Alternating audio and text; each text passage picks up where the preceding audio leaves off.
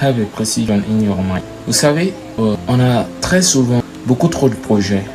On a envie de réaliser un tas de trucs. Mais tellement on a beaucoup de projets devant nous, par finish, soit on reste dans l'inaction à ne rien faire, soit du tout on essaie de tout faire à la fois. Ça, ce sont des problèmes à éviter.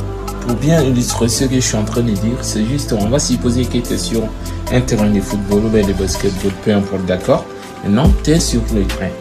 Et devant toi, on a placé beaucoup trop de paniers. Tu es entouré de paniers et l'une de l'autre, ok? Maintenant, on te demande de lancer l'unique ballon que tu as simultanément dans tous ces paniers-là. Est-ce que cela est possible?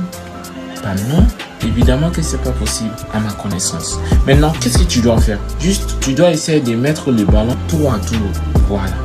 C'est le même principe en fait que tu dois appliquer avec tes objectifs, avec tes projets. Lorsque tu as beaucoup de projets à réaliser devant toi, lorsque tu as un tas d'objectifs devant toi, demande-toi, fais une liste si tu veux, mais fais une liste de tous ces projets-là et demande-toi maintenant, parmi tous ces projets, lequel, donc si moi j'arrive à réaliser instantanément, ça pourra avoir un impact logique important dans ma vie actuellement.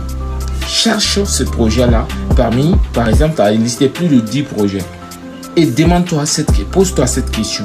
Prends cet unique projet et tu le mets sur une feuille vierge en haut. Fais un plan dessus.